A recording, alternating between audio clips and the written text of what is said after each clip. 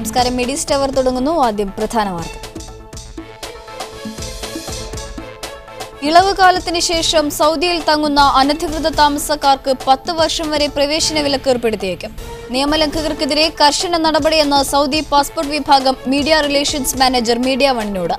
ഇളവ് കാലത്തിന് ശേഷം പരിശോധന കർശനമാക്കും. സിറിയയിലെ രാസായുധാക്രമണത്തിൽ മരണസംഖ്യ 100 പിന്നിട്ടു. കൊല്ലപ്പെട്ടവരിൽ 11 പേർ കുട്ടികൾ. ആക്രമണത്തെ അപലപിച്ച് അറബ് ലീഗും ലോകരാജ്യങ്ങളും. പ്രശ്നം ചർച്ച ചെയ്യാൻ UN രക്ഷാസമിതിയുടെ അടിയന്തര യോഗം. ഇളവ് കാലത്തിന് ശേഷം സൗദിയിൽ തങ്ങുന്ന അനധികൃത താമസക്കാർക്ക് 10 വർഷം വരെ പ്രവേശന വിലക്ക് ഏർപ്പെടുത്തുമെന്ന് സൗദി പാസ്പോർട്ട് വിഭാഗം media relations manager colonel Muhammad bin Abdul Aziz al Saad വ്യക്തമാക്കി. 90 ദിവസത്തെ ഇളവ് കാലത്തിനുള്ളിൽ രാജ്യം വിടാത്ത നിയമലംഘകരെ കർശനമായി നേരിടുമെന്നും അദ്ദേഹം മീഡിയ വണ്ണിനോട് പറഞ്ഞു. ഇളവ് കാലത്തിന് ശേഷം പരിശോധന കർശനമാക്കും. പൊതുമാപ്പ് കാലാവധിക്കുള്ളിൽ രാജ്യം വിട്ടുപോകാത്ത നിയമലംഘകർ 10 വർഷം വരെ പ്രവേശന വിലക്ക് നേരിടേണ്ടി വരും. നിയമലംഘകരുടെ കുറ്റകൃത്യങ്ങളുടെ രീതി അനുസരിച്ച് വ്യത്യസ്ത പിഴകളും ശിക്ഷാ നടപടികളുമാണ് സ്വീകരിക്കുകയെന്നും സൗദി പാസ്പോർട്ട് വിഭാഗം media relation manager colonel Muhammad bin Abdul Aziz al Saad വ്യക്തമാക്കി. നിലവിൽ പിഴയോ മറ്റ് ശിക്ഷാ നടപടികളോ ഇല്ലാതെ രാജ്യം വിടാം. ഇവർക്ക് സൗദിയിൽ തിരിച്ചെത്തുന്നതിന് വിലക്കില്ലെന്നും അദ്ദേഹം വിശദീകരിച്ചു. سيتم بدء الحملات الميدانية من جهة الضبط الأمنية، وسيتم تطبيق العقوبات المقررة نظاما على مخالفي أنظمة الإقامة والعمل. أيضا سيتم تسجيل ملاحظات على سجلاتهم وإيقاف سجلاتهم في النظام الآلي واعتبارهم كمطلوبين في المملكة.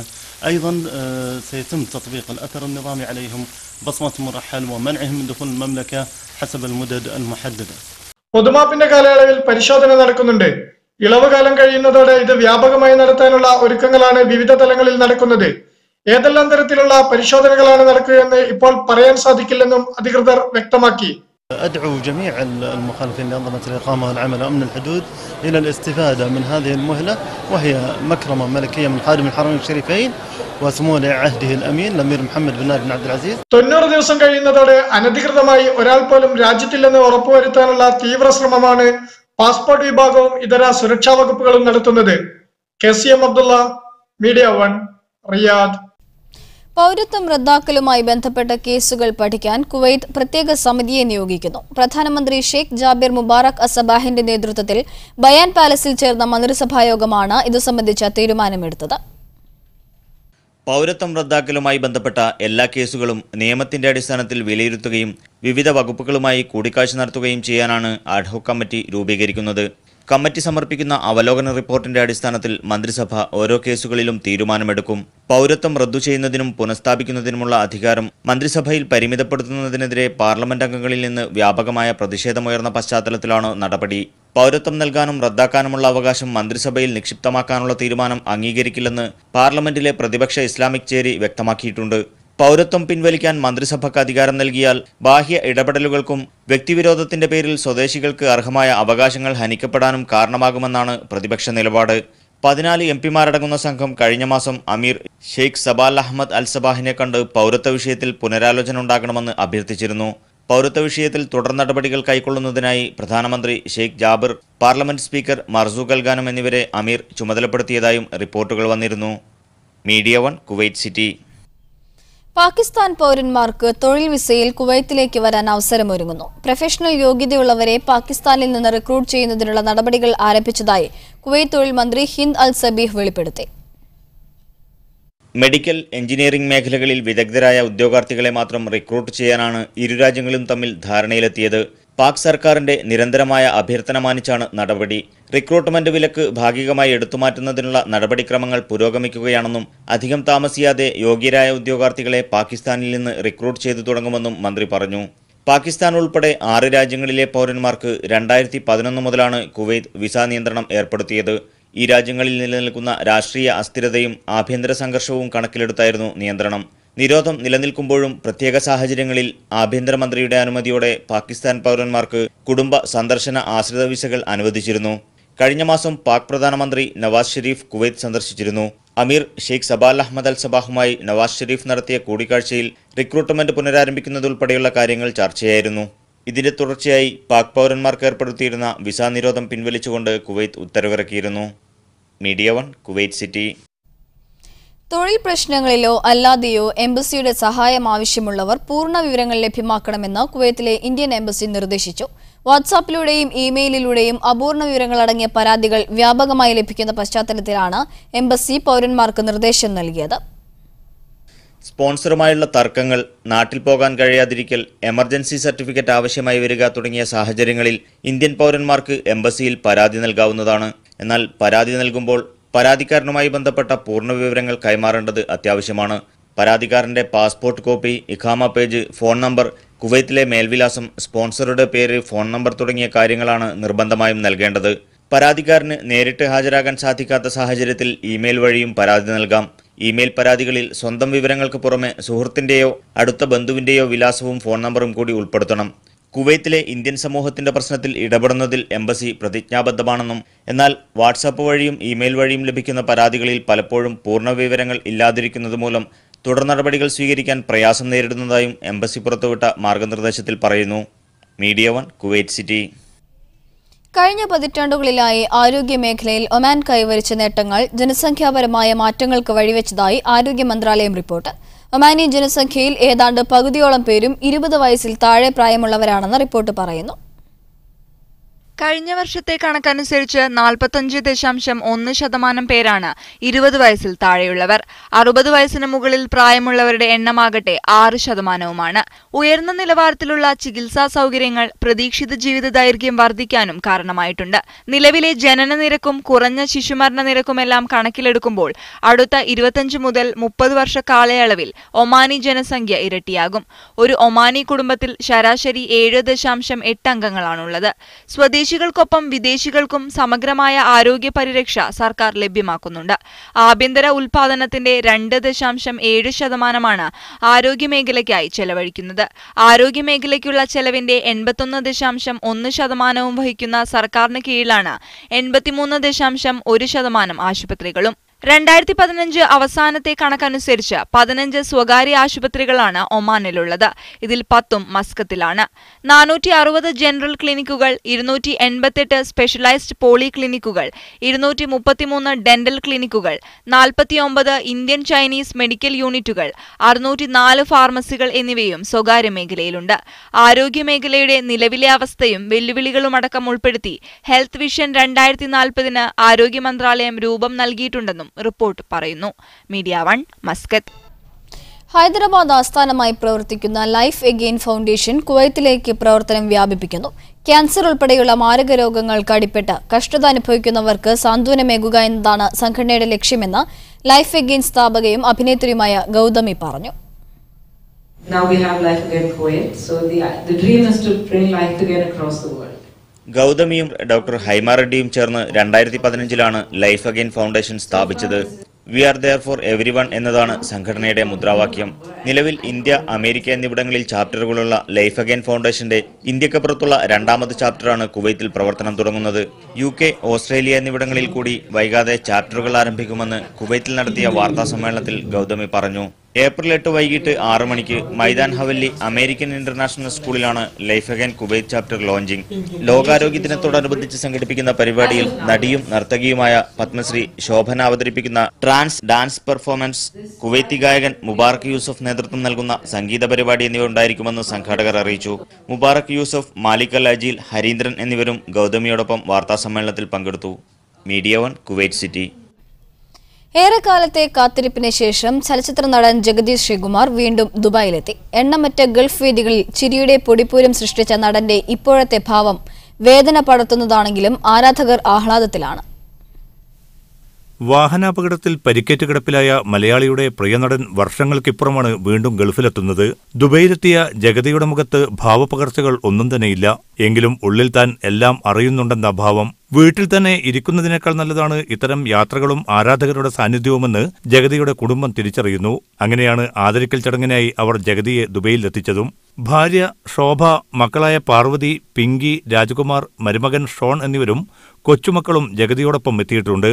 യാത്രയും ആരാധകരുടെ സാന്നിധ്യവുമൊക്കെ മലയാളിയുടെ പ്രിയനടന് ഉള്ളിൽ വലിയ പ്രചോദനമായി മാറുന്നുവെന്നാണ് കുടുംബാംഗങ്ങളുടെ പ്രതികരണം. ആക്സിഡന്റിന് ശേഷം പപ്പ ആദ്യമായിട്ട് വരുന്ന ഒരു സ്ഥലമാണിപ്പോൾ ദുബായ് എന്ന് പറഞ്ഞാൽ നമ്മുടെ നാട്ടിലെ പോലെയല്ല, ഇവിടെ അതിലും കൂടുതൽ പപ്പയ്ക്ക് വേണ്ടി പ്രാർത്ഥിക്കുന്നവർ ഒത്തിരി ഫ്രണ്ട്സും ഫാൻസും ഒക്കെ ഉള്ളൊരു സ്ഥലം. സത്യം പറഞ്ഞാൽ ഒറ്റ ഫ്രണ്ട്സിനെയും അറിയിക്കാതെ വളരെ അൺഎക്സ്പെക്റ്റഡ് ആയിട്ടാണ് ഞങ്ങൾ വന്നത്. ഗൾഫ് യാത്ര അച്ഛന് വലിയ മാനസിക ഉല്ലാസം പകരുമെന്നും അവർ കരുതുന്നു. എല്ലാവരെ കാണുമ്പോഴും പപ്പയ്ക്കും വളരെ സന്തോഷമാണ്. അപ്പം എല്ലാം കൊണ്ടും നന്നായിട്ടൊന്ന് എൻജോയ് ചെയ്യുക. പപ്പയ്ക്കും ഒരു സന്തോഷം ഉണ്ടാവട്ടെ, എല്ലാവർക്കും ഒരു സന്തോഷം ഉണ്ടാവട്ടെ എന്നുള്ള രീതിയിലാവുന്നു. ഓർത്തോർത്ത് ചിരിക്കാവുന്ന എത്രയോ സന്ദർഭങ്ങൾ നൽകിയ അടുപ്പമുള്ള വലിയ നടനാണ് പ്രവാസികളെ സംബന്ധിച്ചിടത്തോളം ജഗതി. Media 1 Dubai. ആസ ഗ്രൂപ്പും യുഎയിലെ പ്രമുഖ സ്ഥാപനമായ ഇമാർ ഇൻഡസ്ട്രീസ് ആൻഡ് ഇൻവെസ്റ്റ്മെന്റും കൈകോർക്കുന്നു. ദുബൈയിൽ ആസ ഗ്രൂപ്പിന്റെ രജത ജൂബിലി ആഘോഷ ചടങ്ങിലാണ് ഇത് സംബന്ധിച്ച പ്രഖ്യാപനമുണ്ടായത്. ദുബൈ അറ്റ്ലാന്റിസ് ഹോട്ടലിൽ നടന്ന ചടങ്ങിൽ Emaar Industries and Investments chairman Arif al Harmi, CEO നാസറച്ച് ബത്ത, റീജൻസി ഗ്രൂപ്പ് ചെയർമാൻ സംഷുദ്ദീൻ ബിൻ മൊഹീദ്ദീൻ, സാലിഹ് CP ഉൾപ്പെടെ നിരവധി പേർ സംബന്ധിച്ചു. ആസ ഗ്രൂപ്പ് ഇന്ത്യയിൽ നടത്തിവരുന്ന ജീവകാരുണ്യ പ്രവർത്തനങ്ങൾ UAE-യിലേക്ക് കൂടി വ്യാപിപ്പിക്കുന്നതിന്റെ പ്രഖ്യാപനവും ചടങ്ങിൽ നടന്നു. വിദ്യാഭ്യാസ എൻഡോമെന്റുകളുടെ വിതരണോദ്ഘാടനം major general Sheikh Sultan Abdullah al Nuaimi നിർവഹിച്ചു. Indian consul general Vipul, Sharjah വൈദ്യുതി ജല authority chairman doctor Rashid Alleem, doctor Azad Moopen, cinema താരം മമ്മൂട്ടി, MLA-മാരായ VD Satheesan, VT Balram, Geetha Gopi, Ali Ibrahim, Haji doctor PA Ibrahim, MA Ashraf Ali, MP Shamlal Ahmed, Babu John തുടങ്ങിയവരും സംബന്ധിച്ചു. ഗ്രൂപ്പ് ഡയറക്ടർമാരായ സഹൽ സാലിഹ് സ്വാഗതവും സഞ്ജീത് സാലിഹ് നന്ദിയും പറഞ്ഞു. Media 1 Dubai. Saudi Bahrain King Fahd കോസയിൽ മദ്യം പിടികൂടി. വാഹന പരിശോധനയ്ക്കിടെയാണ് 900 മദ്യക്കുപ്പികൾ കസ്റ്റംസ് അധികൃതർ പിടികൂടിയത്. സ്വകാര്യ വാഹനത്തിൽ പ്രത്യേകം തയ്യാറാക്കിയ രഹസ്യ അറയിലാണ് മദ്യം സൂക്ഷിച്ചിരുന്നത്. വാരാന്ത്യ അവധി ദിനങ്ങളിൽ അനധികൃത മദ്യക്കടത്ത് വ്യാപകമാകാനിടയുള്ളതിനാൽ കർശന പരിശോധന നടത്തുമെന്ന് അധികൃതർ അറിയിച്ചു. പിടികൂടിയവരെ ബന്ധപ്പെട്ട വകുപ്പുകൾക്ക് കൈമാറി. കണ്ണൂർ ചക്കരക്കല്ലിലെയും പരിസര പ്രദേശങ്ങളിലെയും പ്രവാസികളുടെ ഒത്തുചേരൽ ദുബായിൽ നടന്നു. നാടൻ കായിക ഇനങ്ങളിലെ മത്സരങ്ങളായിരുന്നു ഒത്തുചേരലിന്റെ സവിശേഷത. ദുബൈ സാബിൽ പാർക്കിൽ നടന്ന ചക്കരക്കല്ല് നിവാസികളുടെ സംഗമത്തിന്റെ ഭാഗമായി കബഡി, കമ്പവലി, ചാക്കിൽ കയറിയോട്ടം, മൂന്നുകാലോട്ടം തുടങ്ങിയ ഇനങ്ങളിൽ മത്സരങ്ങൾ നടന്നു. Chakkarakkal central, united Mouvancheri, Iruveri Royals, super star ബാവൂഡ് എന്നീ ടീമുകൾക്ക് ചുവടെയാണ് പ്രദേശവാസികൾ അണിനിരന്നത്. ജനറൽ സെക്രട്ടറി അൻവർ പാനേരി കായികമേള ഉദ്ഘാടനം ചെയ്തു. റിയാസ് CT, സക്കീർ KK എന്നിവർ സംസാരിച്ചു. പുരുഷന്മാരുടെ വിഭാഗത്തിൽ ബാവൂഡ് സൂപ്പർ സ്റ്റാർസ് ട്രോഫി നേടി. സ്ത്രീകളുടെയും കുട്ടികളുടെയും വിഭാഗത്തിൽ ഇരുവേരി റോയൽസിനായിരുന്നു ജയം. മുഹമ്മദ് TK, ബിജു, അഫ്സൽ, സഹർ അഹമ്മദ്, മുഹമ്മദ് അലി മാച്ചേരി, സാജിർ എന്നിവർ മത്സരങ്ങൾ നിയന്ത്രിച്ചു. Media 1 Dubai. 8ാമത് ഖത്തർ അന്താരാഷ്ട്ര ഭക്ഷ്യമേളയിൽ സന്ദർശകരുടെ തിരക്ക്. നേരത്തെ മ്യൂസിയം ഓഫ് ഇസ്ലാമിക് ആർട്ട് പാർക്കിലും ഖത്താറയിലുമായി നടന്നുവന്നിരുന്ന മേള ഈ വർഷം ഷെറാട്ടൺ ദോഹ പാർക്കിലാണ് നടക്കുന്നത്. 11 ദിവസം നീണ്ടു നിൽക്കുന്ന ഭക്ഷ്യമേള ഏപ്രിൽ 8-ന് സമാപിക്കും. രുചിക്കൂട്ടുകളിലെ വൈവിധ്യം എന്ന തലക്കെട്ടിലാണ് 8ാമത് ഖത്തർ ഇന്റർനാഷണൽ ഫുഡ് ഫെസ്റ്റിവൽ നടക്കുന്നത്. വിവിധ രാജ്യക്കാരുടെ രുചി വൈവിധ്യങ്ങൾ ഒരുക്കിയ മേളയിലേക്ക് ആദ്യ ദിവസം മുതൽ തന്നെ സന്ദർശകരുടെ തിരക്കായിരുന്നു. സ്വദേശി കുടുംബങ്ങളെ കൂടാതെ സൗദി അറേബ്യ, UAE, ബഹ്റൈൻ എന്നിവിടങ്ങളിൽ നിന്നും സന്ദർശകർ എത്തുന്നുണ്ട്. വൈകിട്ട് 4 മണി മുതൽ രാത്രി 10:30 വരെയുള്ള മേളയിൽ ദിവസവും രാത്രി 8 മണിക്ക് നടക്കുന്ന വെടിക്കെട്ടാണ് പ്രവാസി കുടുംബങ്ങളെ പ്രധാനമായി ആകർഷിക്കുന്നത്. പൊതുവെ പറഞ്ഞാൽ നല്ല ഒരു കാണാനും ഉല്ലസിക്കാനൊക്കെ പറ്റിയ ഒരു ഫെസ്റ്റിവലാണെന്ന് മനസ്സിലായി. ഇത് നമ്മുടെ ഇന്ത്യയിൽ ഇങ്ങനെയൊക്കെ ഉണ്ടാകണമെന്ന് ഞാൻ ആഗ്രഹിക്കുക. രാജ്യത്തെ ജനങ്ങൾക്കിടയിൽ ആരോഗ്യകരമായ ഭക്ഷണശൈലി പ്രോത്സാഹിപ്പിക്കാൻ ലക്ഷ്യമിട്ട് സംഘടിപ്പിച്ച ഈ ഫെസ്റ്റിവലിൽ ജൈവ പോഷക വൈവിധ്യങ്ങൾക്കും ഇടം നൽകിയിട്ടുണ്ട്. കൂടാതെ രാജ്യത്തെ പ്രധാന ചതുർ പഞ്ചനക്ഷത്ര ഹോട്ടലുകളിലെയും ഷോപ്പിംഗ് മാളുകളിലെയും ഭക്ഷണശാലകളും ഇത്തവണത്തെ മേളയിലുണ്ട്. ആകാശത്തെ അത്താഴ വിരുന്ന്, ഗാർഡൻ പിക്നിക്, ഫൈൻ ഡൈനിങ് എന്നിവയാണ് ഇത്തവണയും മേളയിലെ ആകർഷണങ്ങൾ. മുൻവർഷത്തെ പോലെ തത്സമയ പാചക തിയേറ്റർ ഈ വർഷവും ഒരുക്കിയിട്ടുണ്ട്. Indian celebrity chef Sanjeev Kapoor ഉൾപ്പെടെ അന്താരാഷ്ട്ര തലത്തിൽ പ്രശസ്തരായ പാചക വിദഗ്ധരാണ് കുക്കിംഗ് തിയേറ്ററിലെത്തുന്നത്. ഫെസ്റ്റിവലിന്റെ ഭാഗമായി വിവിധ കലാ സാംസ്കാരിക പരിപാടികളും ഒരുക്കിയിട്ടുണ്ട്. ഏപ്രിൽ 8-ന് മേള സമാപിക്കും. Media 1 Doha. ഒമാനിലെ ലുലു ഹൈപ്പർ മാർക്കറ്റുകളിൽ ബ്രിട്ടീഷ് ഉൽപ്പന്നങ്ങളുടെ പ്രദർശനം ആരംഭിച്ചു. ബോഷ ലുലുവിൽ നടന്ന പരിപാടിയിൽ ബ്രിട്ടീഷ് അംബാസിഡർ ജൊനാഥൻ വിൽസ് പ്രദർശനം ഉദ്ഘാടനം ചെയ്തു. Lulu group India Oman director AV Anand, regional director Shabeer KA തുടങ്ങി മുതിർന്ന ലുലു ഗ്രൂപ്പ് ഉദ്യോഗസ്ഥരും ഉദ്ഘാടന പരിപാടിയിൽ പങ്കെടുത്തു. ഈ മാസം 10 വരെയാണ് പ്രദർശനം. പ്രവാസ ജീവിതത്തിന്റെ തിരക്കുകൾക്കിടയിൽ സ്വന്തം ഇഷ്ടങ്ങൾക്കും വിനോദങ്ങൾക്കും അവധി കൊടുക്കുന്നവരാണ് പലരും. എന്നാൽ മസ്കറ്റിലെ ഹമരിയയിൽ ഹോട്ടൽ നടത്തുന്ന മലപ്പുറം എടപ്പാൾ സ്വദേശി നൌഷാദ് ഇതിൽ നിന്ന് വ്യത്യസ്തനാണ്. നൌഷാദിന്റെ വീട്ടുമുറ്റത്ത് എത്തുന്നവരെ പക്ഷികളുടെ കളകൂജനങ്ങളാണ് സ്വാഗതം ചെയ്യുക. മയിൽ, പ്രാവ്, ഡയമണ്ട് ഡോവ്, ആഫ്രിക്കൻ തത്ത, കോക്ടെയിൽ എന്നിവയ്ക്ക് പുറമെ കാടക്കോഴിയെയും നൌഷാദ് വളർത്തുന്നു. ഇതോടൊപ്പം സങ്കര ഇനത്തിൽപ്പെടുന്ന 2 പൂച്ചകളും മുയലുകളും ഇവിടെ വളരുന്നു. നമുക്ക് പണ്ട് മുതലേ ചെറുപ്പം മുതലേ ഇതിനോട് താല്പര്യമുള്ളതുകൊണ്ട് നമ്മൾ ഇവിടെ വന്നപ്പോൾ ഈ തിരക്കിനിടയിലും അങ്ങനെ ഒന്ന് അവസരം ചെറിയ രീതിയിൽ കിട്ടിയപ്പോൾ നമ്മളത് കിട്ടുന്ന സമയത്ത് ഉപയോഗപ്പെടുത്തി. പ്രാവും ലവ് ബേഡ്സുമാണ് ആദ്യം വളർത്തി തുടങ്ങിയത്. മുട്ടയ്ക്ക് ആവശ്യക്കാർ ഏറിയതോടെ കോഴിയുടെയും കാടയുടെയും എണ്ണം വർദ്ധിപ്പിച്ചു. ശാസ്ത്രീയമായ രീതിയിലാണ് കോഴിക്കും കാടയ്ക്കും കൂടൊരുക്കിയിരിക്കുന്നത്. ഭാര്യ നബീലയും മകൾ നജീഹയും പക്ഷികളുടെ പരിചരണത്തിന് സഹായിക്കാറുണ്ട്. പ്രവാസ ലോകത്ത് ഒന്നിനും സമയമില്ലെന്ന് പറയുന്നവരാണ് നമ്മളിൽ പലരും. ഇതിൽ നിന്നെല്ലാം വ്യത്യസ്തമായി തൻ്റെ ഹോബികൾക്ക് വേണ്ടി സമയം കണ്ടെത്തുകയാണ് മലപ്പുറം സ്വദേശി നൌഷാദ്. Binos Kottarakkara, media 1, Muscat. പ്രവാസിയും സാമൂഹ്യ പ്രവർത്തകനുമായിരുന്ന മഞ്ചേരി തൃക്കലങ്ങോട്ട് ഹാജിയാർപടി സ്വദേശി നിസാം ചാലിത്തുടി നാട്ടിൽ മരിച്ചു. ദീർഘകാലം മദീനയിലും ശേഷം ജിദ്ദയിലും KMCC സെൻട്രൽ കമ്മിറ്റികളിൽ സജീവ അംഗമായിരുന്നു.